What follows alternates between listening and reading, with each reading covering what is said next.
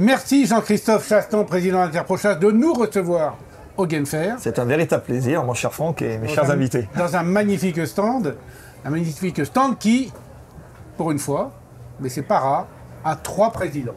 Ah oui. On a Benoît Chevron, président de la Fédération régionale des chasseurs d'Île-de-France, président de la Fédération départementale des chasseurs de Seine-et-Marne. Ce qui fait 4 présidents pour le prix de 3.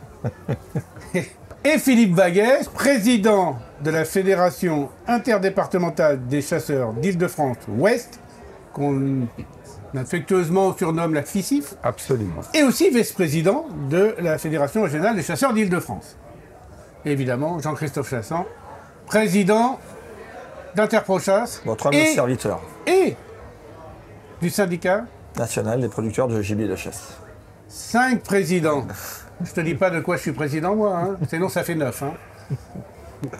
On va commencer donc cette interview. Vous avez comme vu les muses. Hein 9, comme les muses. Comme les muses. Parce qu'en plus, on a un poète. C'est un président poète. On a quelqu'un de très cultivé. Ah, oui, on s'amuse. Inutile de vous préciser, évidemment, qu'on se connaît très bien et qu'on s'adore. Absolument. Et on est là pour parler d'un sujet hyper important, la construction de la filière venaison que vous avez mis en place en Île-de-France. Benoît, tu prends la parole et tu nous expliques. Alors nous, on a commencé à travailler sur ce sujet-là depuis de longues années, plus concrètement depuis 2015. Avec le conseil régional, on a déjà commencé par faire une étude pour savoir quels seraient les besoins et comment pourrait être l'organisation de la filière. Toujours avec le conseil régional, on a commencé par la collecte et on a financé des chambres froides.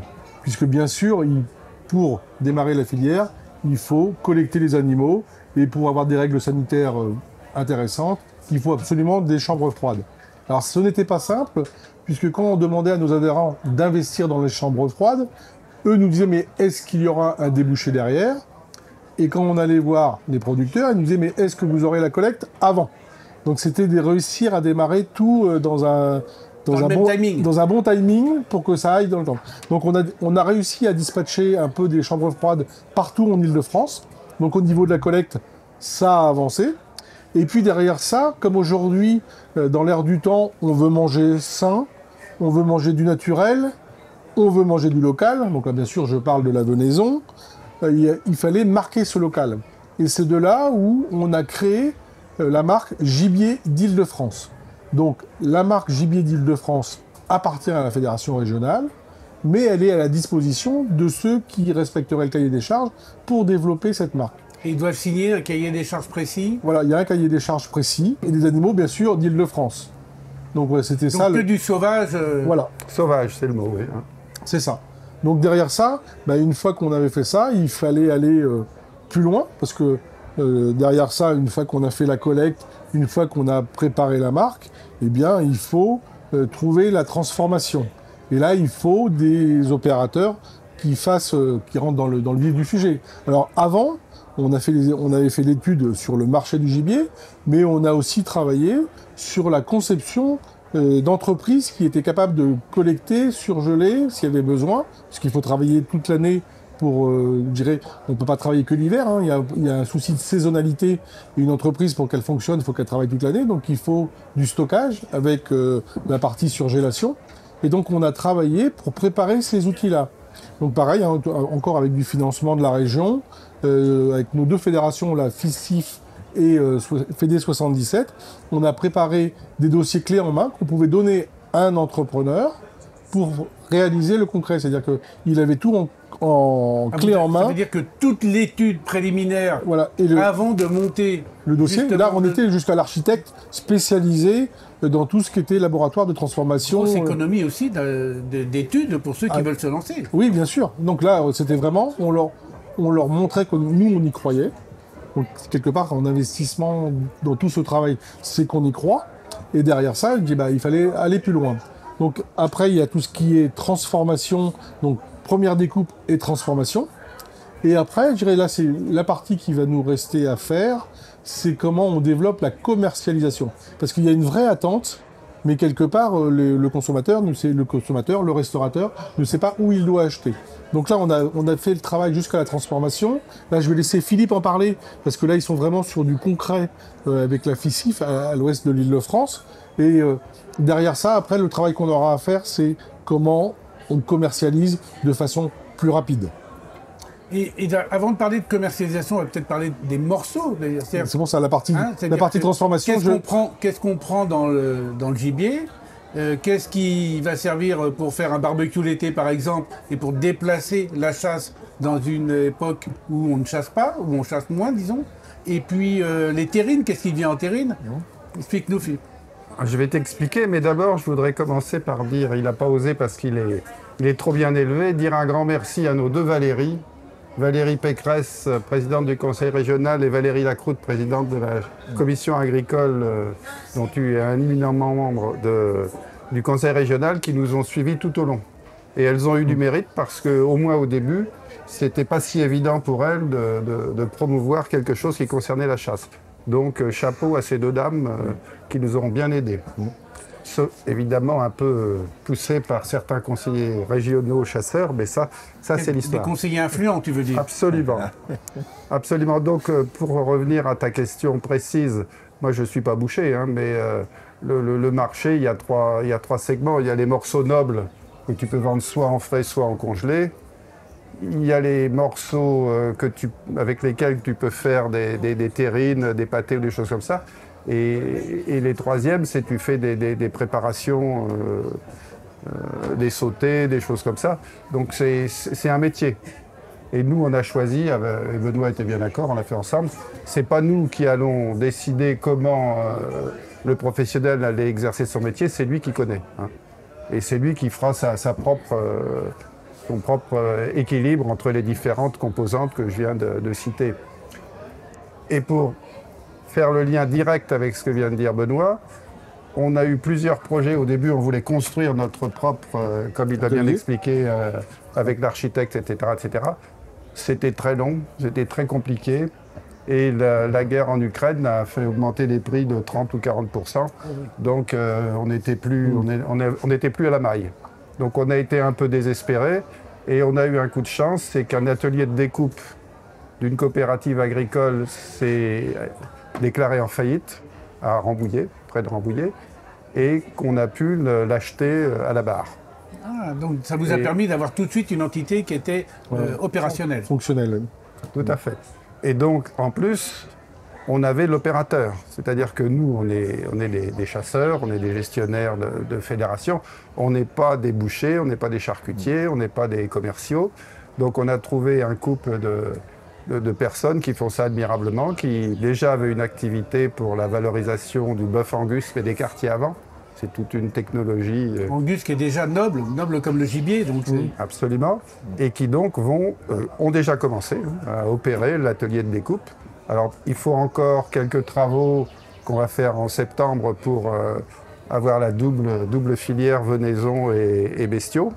Et donc vous y serez tous, évidemment, on les invitera tous à l'inauguration définitive de cet atelier, mais qui fonctionne. Et comme l'a dit Benoît, après, il faudra avoir une politique commerciale, une politique de livraison, mais encore une fois, je veux dire, c'est plus notre boulot. Simplement, on connaît un certain nombre de personnes, d'institutions, de restaurants, et si avec 12 millions de clients potentiels à moins de 100 km ou de 50 km du lieu de fabrication, on n'est pas capable de gérer, je veux dire, c'est qu'il se passe quelque chose. Et on en est d'autant plus certain qu'on le fait déjà à une petite échelle, avec un autre opérateur, et qu'on est obligé de ne pas faire de publicité, parce qu'on ne saurait pas fournir. On n'a pas encore la taille pour ça. Oui, il faut que les choses s'installent. Absolument. Parce que quand tu travailles avec une grande surface, qui te dit la semaine prochaine c'est la fête des pères, j'ai besoin de 1000 terrines de cerf, et qu'on lui dit oui, la semaine prochaine lundi on peut vous en livrer 150, et puis je vais faire une livraison mercredi, il y en aura 100. Oui, non, il ne prend pas. C'est terminé. Je veux dire, tu ne renouvelles pas le contrat avec les GMS. Donc il faut qu'on attende d'avoir la taille critique, mais on est très optimiste. Une fois qu'on aura la taille critique, on a un produit fabuleux et on devrait y arriver. Donc Jean-Christophe, ça s'inscrit parfaitement dans l'esprit d'Interprochasse avec la valorisation de la venaison, qui est aussi une des missions d'Interprochasse. Ah mais moi j'observe et j'écoute avec beaucoup d'attention mes deux amis Benoît et Philippe bien évidemment. Et puis c'est surtout que je les connais très bien et je sais effectivement le travail remarquable qu'ils ont su construire et j'aimerais dire aussi... Avec une mention spéciale pour notre directeur, si je puis me permettre de Oui, t'interrompre. j'allais parler peut-être du directeur aussi, effectivement, mon ami Arnaud Stel, qui nous accompagne beaucoup et qui est la cheville ouvrière, qui a, je dirais, amené un petit peu aussi son concept, un petit peu des pays de l'Est, j'aime bien dire ça comme ça lui plaît pas, mais nos amis mosellans. Les Français de qui l'extérieur. me pardonnent. Je vous mes amis de rassure, l'Est. Arnaud a une interview prévue. Je crois qu'il va se rattraper. Il va se rattraper. Voilà. Très Mais bonne idée. Quand même, vous remercier, vous féliciter, parce qu'effectivement, vous avez été avant-gardiste un petit peu, je dirais, quand Benoît dit, nous, dès 2015, on s'est déjà intéressé à ce sujet-là. C'est vrai qu'aujourd'hui, il y a l'ensemble de l'univers synergétique qui s'y intéresse beaucoup, et c'est tant mieux. Il y a énormément d'initiatives, mais vraiment, vous avez été parmi les précurseurs, et vous aviez déjà senti ça, et à ce sujet-là, je voulais vous féliciter, parce que non seulement vous êtes déjà impliqué, mais vous avez mis énormément de moyens. Tu as parlé du conseil régional, et je remercie également ici Valérie Pécresse, qui vous a accompagné, et Valérie Lacroute, que j'ai eu le plaisir de rencontrer à votre assemblée générale il n'y a pas tellement longtemps, avec qui j'ai pu échanger sur ce sujet-là. Et vraiment, vous avez su effectivement monter le projet, mais le monter de façon durable. Et c'est ça que je crois qui est important. C'est ce que tu traduis souvent, Benoît, lorsqu'on en discute ensemble, ou Philippe, c'est dire, et ça a été évoqué, on a le gisement de gibier, mais après, qu'est-ce qu'on en fait ? Et effectivement, la partie quand même commercialisation, même si tu dis c'est pas votre boulot, mais c'est quand même votre boulot de trouver des partenaires qui vont être capables de le faire. Parce que, comme vous l'avez signalé, il y a un marché de 12 millions quand même de consommateurs potentiels en Ile-de-France, et il faut être en capacité de répondre. Effectivement, il ne faut pas décevoir la demande, parce que c'est toujours une question d'offre et de demande. Et l'objectif, c'est toujours de trouver cet équilibre dans la chaîne, je dirais, de transmission de la filière gibier. Et franchement, c'est ce que vous faites étape par étape. Et je voulais vous féliciter et je suis très heureux de vous recevoir justement ici sur notre plateau TV d'Interprochasse parce que vous êtes la parfaite illustration de ce que doivent faire beaucoup d'autres régions de chasseurs et bravo à vous. Et on le sait, quand on a goûté le gibier, on y revient. L'essayer, c'est l'adopter. L'essayer, c'est l'adopter. Parce qu'il ne faut pas oublier que le gibier a des qualités organoleptiques extrêmement intéressantes. Est-ce que vous voulez en parler ? On peut juste faire un point. C'est de plus en plus de sportifs en mangent. Donc, c'est l'illustration. Quand nous, on dit la viande, elle est très bonne, elle est très protéinée. Juste un petit message. Le sanglier, c'est gras comme du poulet. On fait souvent l'analogie du sanglier avec le cochon. Mais non, en termes de viande, c'est plutôt proche du poulet, avec beaucoup plus de protéines. Et si les sportifs en mangent de plus en plus, c'est qu'il y a bien de bonnes raisons, parce qu'ils sont vraiment avec des nutritionnistes. Notamment en sec. Et ils ont vu la qualité des produits, quoi. C'est un produit sain qui est prélevé dans la nature. Et qui est local. Et qui est local. Sans émission de gaz à effet de serre. On coche toutes les cases. Les serres, ça pète un peu. Hein. Je suis désolé, président, mais... Ça ne carnet trop. pas. Je me suis dit, mais il va pas la faire. Sortir. Le problème, c'est pas qu'elle pète, c'est Tu qu'elle couperas, rentre. là, hein. Je suis désolé. T'es bien d'accord? Si, il faut couper. Là, La rumination. je voulais la faire déjà hier. Alors, je me suis retenu, mais là, je voulais la faire déjà hier. Mais là, Le comme je suis avec gaz des à amis- effet de serre. Bah oui, elle était facile à donner, celle-là. On va la garder pour le bêtisier, ça. Là. Bon, un peu de sérieux. Faudrait pas que le bêtisier soit plus long que l'interview. On fera passer les rushs. Il y a une chose que vous oubliez, mais moi je peux me permettre de le dire. C'est que ça coupe court aussi un petit peu aux allégations écologistes qui disent qu'il y a du gibier qui est tué et qui n'est pas consommé. Puisque en mettant en place une filière de ce type-là, c'est fini. Alors on sait que ça existe, mais c'est vraiment minime, ce gaspillage. Mais c'est clair que cette partie minime fait une très mauvaise publicité à la chasse. Donc il faut vraiment pallier à ça. Il faut vraiment l'éliminer. Comme disait Jean-François Finot. J'allais dire. Ah, Un petit clin d'œil. Alors, on a eu la même pensée. comme disait Jean-François Finot, un acte de chasse n'est fini et abouti Est abouti. que si le... Chasseur consomme le gibier qu'il a tué. Voilà. Si on Moi, met je la- ne prélève pas de gibier, je le tue. Si on met la chasse dans Manger. l'assiette, en plus dans un pays où la gastronomie est hyper importante, on fait une super promotion de la chasse. Puisqu'on sait que beaucoup de personnes n'ont pas d'avis sur la chasse. Quand elles mangent du gibier et que c'est bon, elles ont un avis positif sur la chasse. Je voudrais rebondir là-dessus. Je voudrais rebondir là-dessus parce qu'effectivement, nous, à Interprochasse, comme tu l'as cité depuis 2015, c'est le fil rouge de nos actions en faveur de la venaison et la viande de gibier. Et effectivement, c'est pour ça qu'on est extrêmement heureux de voir ce genre d'initiative parce que ça doit se multiplier. Il faut qu'il y ait énormément d'initiatives comme ça et de projets à travers toute la France. Et souvent, on entend, c'est important lorsqu'on parle de la venaison, des risques un petit peu de friction qu'on peut peut-être entendre dans différents secteurs d'activité qui étaient existants, pas existants, etc. Au contraire, je crois que quand on discute avec tout le monde, nos projets, nos actions, les développements de la promotion de la venaison font que toutes ces actions sont complémentaires et permettent justement de vraiment promouvoir l'image de la chasse à travers la société. Souvent, la société, effectivement, a un avis assez partagé sur la position du monde de la chasse. Et le lien, je dirais, la consommation du gibier avec le grand public fait que ça permet de se retrouver sur un terrain qui est beaucoup plus détendu, beaucoup plus agréable. Et puis c'est surtout que je crois c'est important de parler de la qualité nutritive du gibier parce qu'aujourd'hui on a une société qui essaie de consommer du gibier et de la viande et des produits de plus en plus naturels, de plus en plus neutres au niveau empreinte carbone, on en a parlé. Et là la viande de gibier, c'est le gibier royal pour ça. On coche toutes les cases. Philippe, tu voulais ajouter quelque chose? Je voulais ajouter quelque chose, c'est que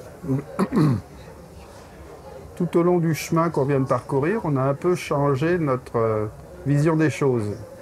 Au début, on se disait, c'est uniquement politique. On veut rétablir du lien entre les chasseurs et les non-chasseurs. Et pour rétablir ce lien, il y a un outil privilégié qui est la venaison. Donc on s'est dit, pour nous, c'est très important d'avoir cette filière venaison. Et après, on s'est aperçu qu'on greffait là-dessus ce que tu viens de dire, les gens qui ne savaient pas quoi faire de leur gibier ou qui en avaient trop à un moment donné. Et puis, ça coïncide avec l'explosion des populations de sangliers, au moins chez nous. Donc, il y a eu ça qui est arrivé en route. Et le corollaire, c'était pas une activité qui devait nous faire gagner de l'argent. Il faut bien comprendre que c'était pas mercantile ni commercial. C'était pour éviter les critiques que Benoît a décrites et pour établir du lien avec les autres. Et maintenant, on est arrivé à un point où on se dit, probablement on ne perdra pas de sous. Si on est vraiment bon, peut-être qu'on peut en gagner, mais qu'on a déjà gagné le combat des idées, le combat des symboles. Je veux dire, la venaison est revenue au premier plan et on n'a absolument aucune critique de qui que ce soit sur la venaison et sur le fait de la faire partager et goûter à beaucoup de gens. Donc, d'un point de vue un peu intello, moi je dirais qu'on a gagné la bataille des idées. Et c'est déjà extrêmement important. Et maintenant, il nous reste à gagner la bataille des sous. Mais bon, on a bon espoir avec l'aide de l'interprofession. Et puis vous avez un bon directeur qui est un excellent gestionnaire aussi. Je crois que ça va vous accompagner aussi. La bataille des sous après avoir gagné la bataille des idées. D'ailleurs, on va conclure sur la bataille des idées, puisque c'est exactement le gibier y avez-vous pensé? Absolument, le gibier y avez-vous pensé fait partie, quand tu parlais notamment du circuit de la restauration. Nous, on a cette opération depuis plus d'une dizaine d'années en partenariat avec la Fédération des bouchers, également avec le secteur de la restauration, avec Rungis, sur lequel on développe un certain concept de promotion de la viande de gibier auprès de ces circuits-là qui permettent de toucher effectivement le grand public et créer ce fameux lien avec la société. Donc on a de très belles opérations. Et je terminerai sur l'opération emblématique. Je crois que c'est cela dont vous voulez me faire parler. Pas du tout. Je voulais que tu glisses un mot sur Eurotoc. Eh bien, bien évidemment, nos amis d'Eurotoc, j'en ai parlé avec beaucoup de gens et on avait le représentant d'ailleurs régional de la Normandie qui nous a fait le plaisir de venir nous rencontrer hier. Et en matière justement de promotion chez la viande de gibier auprès du réseau de la restauration, on a un partenariat extrêmement étroit avec Eurotoc, dont nous sommes membres, et ils jouent le jeu justement en matière de promotion, puisqu'on a la semaine du gibier, où tous les grands restaurants adhérents Eurotoc proposent prioritairement du gibier à leur table et à leur carte. Donc c'est vraiment une belle opération de promotion de la viande de gibier. On a également, je suis obligé de parler aussi de notre joli livre nous en sommes à la 4e édition, Le gibier avez-vous pensé, qui a quand même été parrainé cette année, l'année dernière plus exactement, par la grande chef connue d'un grand restaurant connu qui s'appelle quand même le Negresco. Virginie Basselot, qui en est la chef, nous a fait le plaisir et l'honneur de préfacer notre livre. Le précédent, c'était notre ami Michel Roth, qui est connu par notre ami Arnaud, puisqu'il est de sa région, la région de Metz, bien évidemment. Jean-François Piège aussi. Jean-François Piège aussi, et puis aussi notre ami Guillaume, aussi, ancien quand même chef quand même des cuisines de l'Élysée. Et les chefs aiment bien travailler le gibier, donc c'est un signe. Ça veut dire que c'est une viande de qualité qui se tient bien, qui se cuit bien et qui est d'un aspect flatteur. Elle coche toutes les cases pour paraphraser un conseiller régional que je connais bien. Éminent. Éminent. Eh bien écoutez, merci pour toutes ces précisions. Maintenant, évidemment, on va voir Arnaud qui va arriver, et puis Bruno, et l'opération surtout en Ile-de-France, qui est vraiment l'opération majeure sur le je dirais que du cœur. J'en parlerai tout à l'heure de la rencontre avec Arnaud, mais effectivement, on se connaissait avec Benoît, on se connaît depuis très longtemps, hein, parce que c'est une amitié qui date depuis plus de 20 ans avec Interprochasse au départ. Tu as fait partie des premiers qui ont cru à cet organisme-là et qui nous a soutenus. Oui. Et je t'en remercie, Benoît. Et donc tout naturellement, on a développé la première année une opération avec la FICIP, avec Philippe, un nouvel ami que j'ai appris à connaître et à beaucoup apprécier. C'est réciproque, mon cher président. Merci, mon très cher Philippe. Dont l'humour est connu et reconnu et traverse les frontières. Comme je le connais bien, je vais me permettre de dire son humour caustique quelquefois qu'on adore et que j'adore personnellement. Mais souvent très tendre. Pas sans rire. Mais, oui, mais souvent très tendre. Oui, parce que c'est quelqu'un qui a beaucoup d'attention pour les personnes, qui est très humain. Et c'est ce côté que j'apprécie aussi beaucoup chez Philippe. Voilà. Donc du coup, après, bien évidemment, Benoît a tout de suite rejoint l'équipe, puisqu'il a trouvé que ça avait du sens de l'étendre au niveau régional. Et tout de suite, l'opération a pris une dimension régionale. Et aujourd'hui, c'est moi un de mes plus beaux partenariats au niveau national. Et j'en suis très heureux et très fier de conduire ce projet avec vous. Merci à vous, messieurs les présidents. Merci. Et c'est la transition toute faite pour l'interview qui donc va suivre, que vous allez pouvoir voir sur notre chaîne, qui est celle, évidemment... Les Chasseurs ont du cœur, en Ile-de-France. Eh ben bravo.